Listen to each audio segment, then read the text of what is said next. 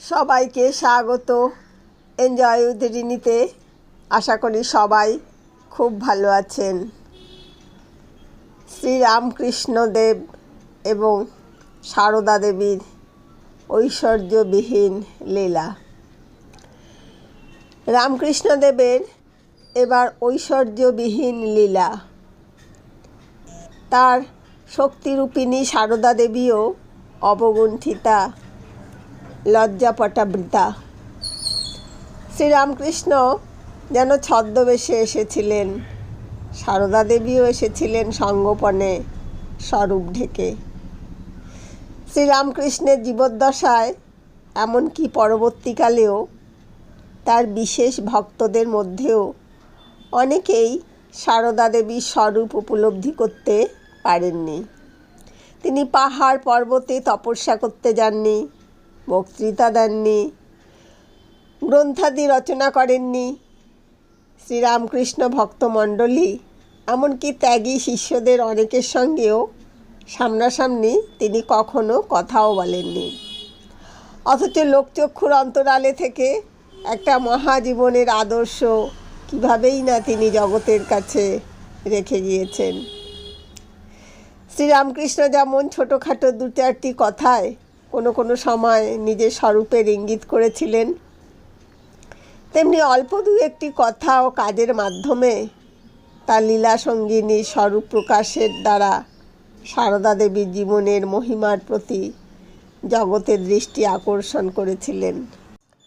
তা না হলে শ্রীমা হয়তো বড়জোর একজন উচ্চকোটির সাধিকা বা সিদ্ধারূপেই পরিচিতা হতেন। এমনকি শ্রীরামকৃষ্ণ শিষ্য বা ভক্তমণ্ডলীও তাকে হয়তো নেহাত গুরুপত্নী রূপেই শ্রদ্ধা দেখাতেন। সারদা দেবী সম্বন্ধে শ্রীরামকৃষ্ণ বলেছেন, ও সারদা সরস্বতী জ্ঞান দিতে এসেছে। রূপ থাকলে পাছে অশুদ্ধ মনে দেখে লোকের অকল্যাণ হয়, তাই এবার রূপ ঢেকে এসেছে। আবার বলেছিলেন, ও জ্ঞানদায়িনী মহাবুদ্ধিমতী। ও কি যে সে আমার শক্তি। আবার কখনো ইঙ্গিতময়ভাবে বলেছেন, আমি কি আর লাউ শাক খাকি পুঁই শাক খাকিকে বিয়ে করেছি। এই প্রসঙ্গে স্বামী শারদানন্দের সঙ্গে জনৈক ভক্তের যে কথাবার্তা হয়েছিল সেটি এখানে উল্লেখ করা যেতে পারে। জনৈক ভক্ত, মহারাজ, ঠাকুর যে অবতার তা না হয় তার দিব্য ভাব দেখে বিশ্বাস করতে পারি, কিন্তু মা যে সাক্ষাৎ ভগবতী সে কথা মনে আনতে পারি না কেন। স্বামী শারদানন্দ, ঠাকুরকে যদি ভগবান বলে বিশ্বাস করতেই পেরে থাকো তবে এই সন্দেহ তোমার আসে কেন? ভক্ত, আমার এই সন্দেহ কিছুতেই দূর হচ্ছে না। স্বামী শারদানন্দ, তাহলে বলো ঠাকুরকে অবতার বলে তোমার ঠিক ধারণা হয়নি। ভক্ত বিনীতভাবে, না মহারাজ, ঠাকুরে সে বিশ্বাস আমার আছে। স্বামী শারদানন্দ দৃঢ় কণ্ঠে বললেন, তোমার তাহলে বিশ্বাস ভগবান একটি ঘুঁটেকুরুনির মেয়েকে বিয়ে করেছিলেন?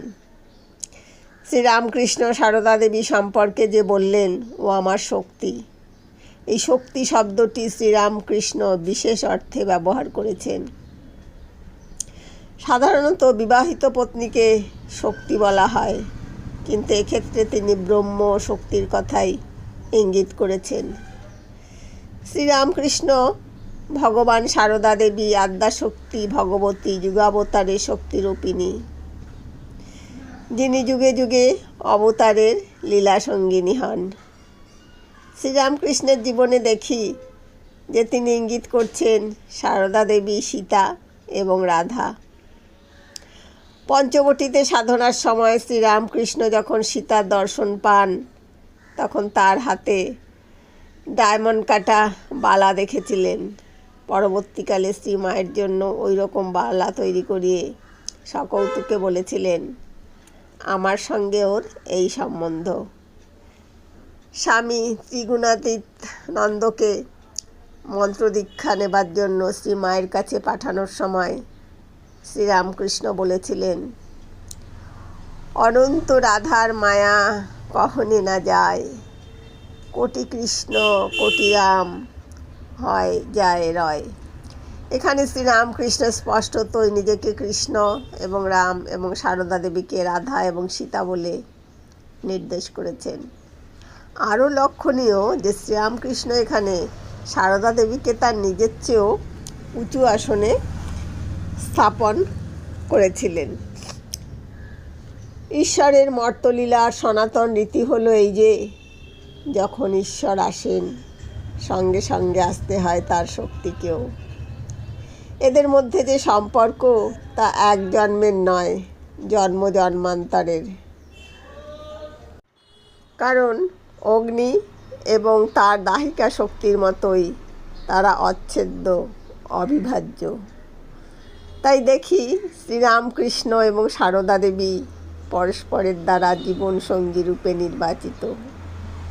যুবক গদাধরের জন্য বহু চেষ্টাতেও যখন মনোমতো পাত্রীর সন্ধান পাওয়া যাচ্ছিল না, তখন ভাবাবিষ্ট হয়ে গদাধর একদিন তার অভিভাবকদের বললেন, অন্যত্র অনুসন্ধান করা বৃথা, জয়রামবাটির রামচন্দ্র মুখুজ্জির বাড়িতে দেখো গে, বিয়ের কোণে সেখানে কুটো বাঁধা হয়ে রাখা আছে। আবার অপরদিকে দেখি যে শ্রীমাও এই ঘটনার বহু পূর্বেই শ্রীরামকৃষ্ণকে তার ভাবিপতি হিসেবে চিনিয়ে রেখেছিলেন। সারদা তখন নিতান্তই শিশু।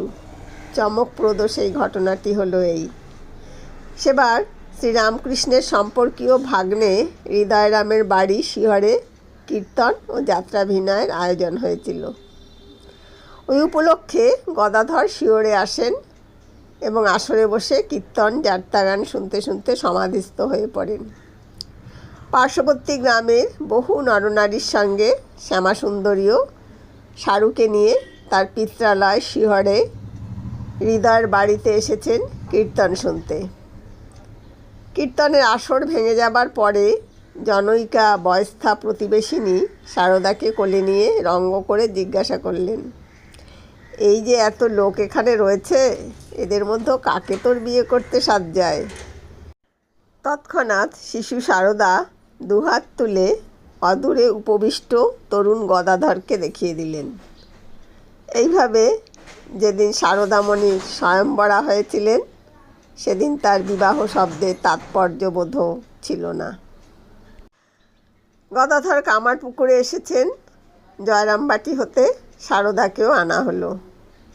তিনি তখন 14 বছরের কিশোরী। গদাধরকে কেন্দ্র করে কামারপুকুরে যেন আনন্দ মেলা বসেছে।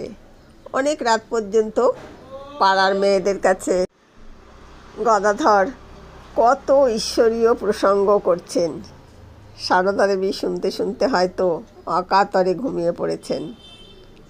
তা দেখে মেয়েরা তাকে তুলতে যেত, বলতো, এমন কথাগুলি শুনলে না, ঘুমিয়ে পড়ল।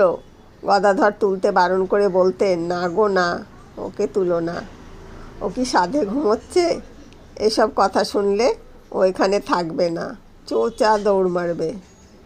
নিজের স্বরূপ তত্ত্ব শুনলে সারদা দেবী একেবারে স্বরূপে লীন হয়ে যাবেন। জাগতিক সম্বন্ধে সারদা দেবী তার বিবাহিতা পত্নী, কিন্তু এটাই তো তার আসল পরিচয় নয়। শ্রীরামকৃষ্ণই জানতেন সেই স্বরূপের পরিচয়। পরম ঈশ্বরী জগন্মাতাই স্বয়ং মানবী রূপে সারদা দেবীর শরীর অবলম্বনে এসেছিলেন শ্রীরামকৃষ্ণের লীলা সঙ্গিনী রূপে এ জগতে। সারদা দেবীর একজন প্রখ্যাত জীবনীকার এই প্রসঙ্গে মন্তব্য করছেন, ঠাকুর এই কথাগুলি কী অর্থে বলিয়াছিলেন তিনিই জানেন। হয়তো তিনি এইরূপ আভাস দিয়াছিলেন যে শ্রীমায়ের মন স্বভাবতই এরূপ ঊর্ধ্বগামী, যে নরলীলার উপযোগী পরিবেশ রচনার পূর্বে ঈদৃশ্য উচ্চ তত্ত্ব কর্ণগোচর হইলে মায়াবলম্বনে স্বকার্য সাধনের পূর্বেই তিনি এমন গভীর সমাধি নিমগ্ন হইয়া পড়িতে পারেন যে লীলা বিগ্রহ ধারণই ব্যর্থ হইয়া যাইবে। স্বামী শিবানন্দকে একদিন রামকৃষ্ণদেব বলেছিলেন, ওই যে মন্দিরে মা রয়েছেন আর এই নহবতের মা মানে সারদা দেবী অভেদ। সারদা দেবী একদিন শ্রীরামকৃষ্ণকে প্রশ্ন করেছিলেন, আমি তোমার কে? সহজ কণ্ঠে শ্রীরামকৃষ্ণ বলেছিলেন, তুমি আমার মা আনন্দময়ী। অন্য একদিন শ্রীমা শ্রীরামকৃষ্ণকে জিজ্ঞাসা করেছিলেন, আমাকে তোমার কি বলে মনে হয়? শ্রীরামকৃষ্ণ জবাব দিলেন, যে মা মন্দিরে আছেন তিনি এ শরীরের জন্ম দিয়েছেন, ও এখন নহবতে বাস করছেন, আর তিনিই এখন আমার পদসেবা করছেন। প্রসঙ্গটি উল্লেখ করে শ্রীমায়ের মন্ত্রশিষ্যা রামকৃষ্ণ মঠ ও রামকৃষ্ণ মিশনের অষ্টম অধ্যক্ষ স্বামী বিশুদ্ধানন্দ পরবর্তীকালে মন্তব্য করেছিলেন, তাহলে শ্রী শ্রী মাকে কোন দৃষ্টিতে দেখছেন? আমার মনে হয় 3 রকমভাবে। শিষ্যারূপে উপদেশ করছেন, পতিব্রতারূপে পদসেবার অধিকার দিয়েছেন এবং সাক্ষাৎ জগদীশ্বরী রূপে পূজা করেছেন।